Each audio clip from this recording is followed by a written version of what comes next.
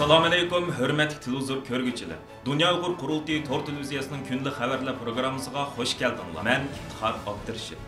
Hörmətli görürmənlər. Tövəndə diqqətinizlər günlük xəbərlər proqramımızın təfsilatı bolsun. Dünya Uyğur Qurultayı bilan Uyğur Kişilik Hüquq Quruluş tərəfindən vətənimiz Şərq Türkistanның Xitay tərəfindən besilingan mustamlika asılki bir dövlət ikənligini xalqara jamoatchilik e'tirof qildirish uchun boshlatgan tədqiqat proqramısı muhaciratdagi Uyğur qarindoshlarimiz orasida kuchli qiziqish va hayajon paydo qildi. Bu vaqtdagi xabar Dünya Uyğur Qurultayı Tor televiziyasi va Erkin Asiya radiosi tərəfindən e'lon qilingandan keyin ko'plagan siyosiy faoliyatchilarimiz, Uyğur akademisyenlarimiz va qarindoshlarimiz Qurultay Merkezi organı uçur yollab, Şərq Türkistan xalqının kelgusi taqdirini belgiləşdə zor tarixi əhəmiyyət ega bolğan məzkur proqramının muvaffaqiyətli tamamlanışı üçün hər türlü yardımda buluşqa tayyor ekanligini bildirib kelməkdə. Qurultay nomidan məzkur tədqiqat proqramıga yetakchilik qilib atqan Qurultayning muavin raisi, strategiya mutaxassisi, Ankara Hacettepe Universiteti tarix o'qituvchisi doktor Erkin Akram apandi bu vaqtda Erkin Asiya radiosi Uyg'urcha anglitishga qilgan so'zida bu dokladni yozish uchun hozirgacha Şərq Türkistanning Xitoy tarafidan besilingan mustamlika ostidagi bir zamin ekanligiga doir necha ming betlik tarixiy hujjat va materiallar to'planganligini o'ttirib qo'ydi. U bu vaqtdagi tadqiqot dokladini yozib bo'lgandan keyin xalqaro organlarga va parlamentlarga sunildiganligini bildirdi. 1960-yili BDT'da 1516 nomerlik mustamlik xalqlar bilan mustamlik davlatlarni ozod qilish qonuni qabul qilingan bo'lib, Xitoy hukumatimi qo'l qo'ygan ekan. Lekin Xitoy davlati Xitoyda besilingan mustamlik millat borligini qabul qilmaydi ekan. Doktor Erkin Akram apandi Şərq Türkistanның Xitoy tarafidan besilingan zamin ekanligini butun dunyoning bildiganligini, ammo bu reallikni xalqaro jamoatchilik rasmiy yo'sinda e'tirof qildirishning muhim ekanligini ta'kidladi. U Uyg'urlar eg'izida Xitoylar vatanimizni besib olgan deb qo'yishning kifoya qilmaydiganligini, buning tarixiy, qonuniy, siyosiy va diplomatik asoslarini ilmiy yo'sinda dalillab chiqishning to'liq zarur ekanligini eskartib o'tdi. Dunyo Uyg'ur Qurultayı bilan Uyg'ur Kishilik Huquq Qurilishi 2020-yili 10-oyda chet ellik qonunshunos advokatlar, tədqiqatçılar və Uyğur tarixçilərdən tərkib tapqan məxsus bir tədqiqat qrupusu qurub çıxıb, vətənimiz Şərq Türkistanның Xitoy tərəfindən besilingan mustamlika asılki bir dövlət ikənliginin tarixi, qanuni, siyasi və diplomatik asoslarini dalillab chiqish uchun zo'r ko'lamli tədqiqat başlatqan və hozirga qadar mazkur programmaga 50 ming dollardan ortiq iqtisod sarf qilgan edi. Ayni chog'da Tibetning Xitoy tərəfindən besilingan zamin ikənligi haqidagi tədqiqat programmasiga yetakchilik qilgan xalqaro dangli qonunshunos Michael Van Walt və onun yardımçısı Mike Bolches qatarlıqlarmı vətənimiz Şərq Türkistanның Xitoy tərəfindən besilingan mustamlik asılki bir dövlət ikənliginin tarixi, qanuni, siyasi və diplomatik asoslarini dalillab chiqish uchun qurilgan tədqiqat qrupusida xizmat qilmoqda. Dünya Uyğur Qurultayı bilan Uyğur Kişilik Hüquq Qurilishi mazkur programmani kelar yilning boshlariga qadar tamomlab bo'lishni planlamoqda. Bu vaqtdagi tədqiqat doklad tamomlangandan keyin xalqaro organlarga va parlamentlarga suniladi. Dünya Uyğur Qurultayının bayonotchisi və Qurultay Berlin ishxonasining direktori G'ayur Qurban apandimning dunyoga dangliq Volkswagen avtomobil shirkatining ijroiya direktori Herbert Dies apandidan mazkur shirkatning Urumchidagi sho'ba zavodini taqashni talab qilib yaqinda boshlatgan imzo to'plash harakati davom qilmoqda. Mazkur imzo to'plash faoliyati Germaniyadagi har qaysi sohalarning kuchli diqqatini qo'zg'adi.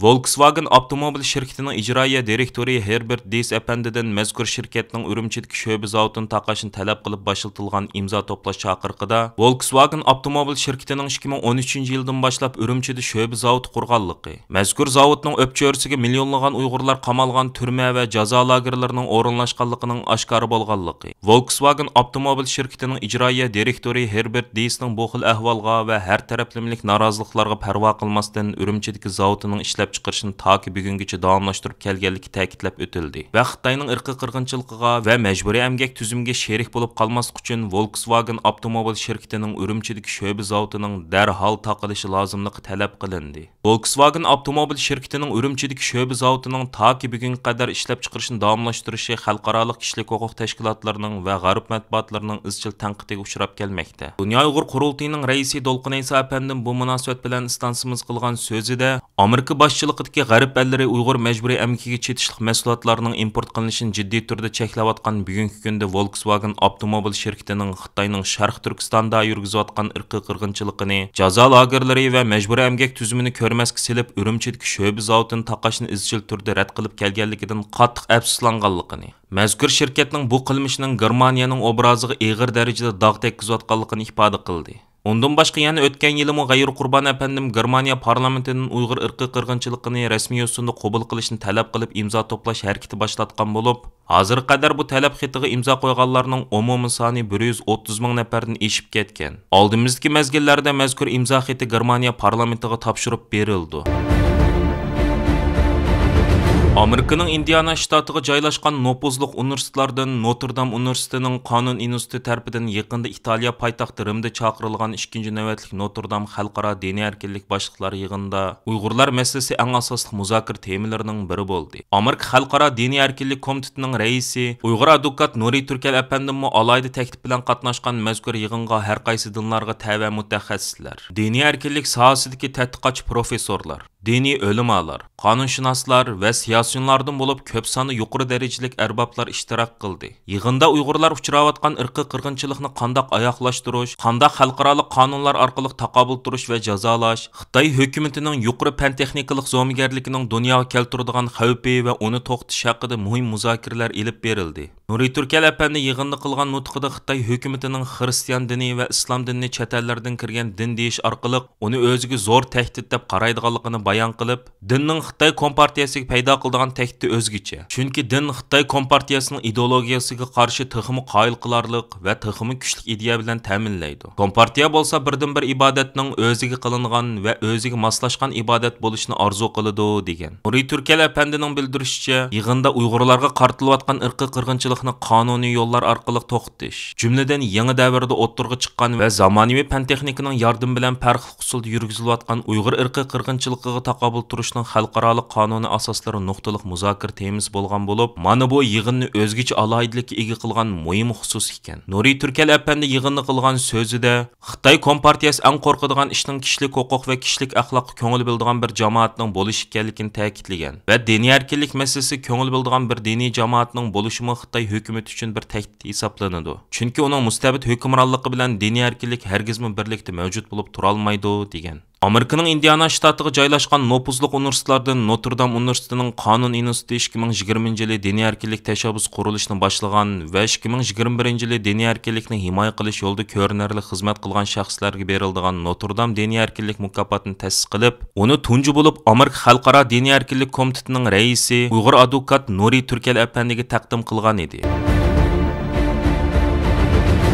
Amerika Markaziy istixborot idorasi CIA'ning boshlig'i William Burns Xitoyning bir necha yil ichida Tayvanga hujum qilish mumkinligini, Shi Jinpingning Tayvanni elishni qaror qilganligini, lekin hujumga o'tishdan burun Rossiyaning Ukrainadagi harbiy kamtiklardan saboq oldiganligini bildirgan. Washington vaqti, Washington pochtasi qatorliq gazetlarning xabar qilishicha, William Burns bu so'zlarni 20-iyul Amerikaning Colorado shtatidagi Aspen shahrida o'tkazilgan Aspen bexatarlik munbir yig'inida aytgan. William Burnsning aytishicha, u Shi Jinpingning yaqin bir necha yil ichida harbiy harakat orqali Tayvanni egallash niyatini sal chog'lamaydi ekan. Navbatda Xitoyning Amerika hukumati va nurg'un g'arb parlamentlari tarafidan Uyg'urlarga irqiy qirg'inchilik qilish bilan ayblangan. Biroq Xitoy kompartiyasi tarafidan oz sonli millatlarga munosabatli ilgirki rahbarlar qilishga jur'at qila olmagan ishlarni vujudga chiqardi deb madhiyalangan rahbar Shi Jinping Xalq ozodlik armiyasining Xitoy dengiz qirg'iqidan 100 dengiz milli yiroqlikdagi Tayvanga muvaffaqiyatli tajovuz qilish iqtidoriga kapolat qilish uchun harakat qilmoqda ekan. William Burns so'zida, meningcha tajovuzchilik xavfi tiximi kuchayishga boshladi. Bu bizga kelgusi 10 yilda tixim yiqilishdigandek ko'rinmoqda degan. O'xshash bir vaqtda yana Angliya harbiy istixborot idorasi MI6ning boshlig'i Richard Moore Xitoyning istixborot xizmatidagi eng oldingi masalaga aylanganligini aytgan. Richard Moore'ning 21-iyul Aspen bexatarlik munbiri yig'inida aytishicha, Xitoy masalasining muhimlik darajasi terrorlik tahdididan halqib ketgan bo'lib, uning Tayvanga hujum qilishni hukm qilishga hozir baldurlik qilsa-mu, biroq G'arb uningga kuch ko'rsatishi va aniq signal berish kerak degan. Prezident Bayden yaqinda agar Xitoy Tayvanga hujum qilsa, Amerikaning qurolliq aralashadiganligini bildirgan edi. Aziz ko'ruvchilar, yuqorida diqqatingizga Dunyo Uyg'ur qurultiyi to'r televiziyasining kundalik xabarlar programmasini sundik. Keyin qitimliq sonimizda ko'rishayli. Aman bo'lgaysizlar. Stansimizning YouTube kanaliga a'zo bo'lishni unutmang. Xayr xo'sh.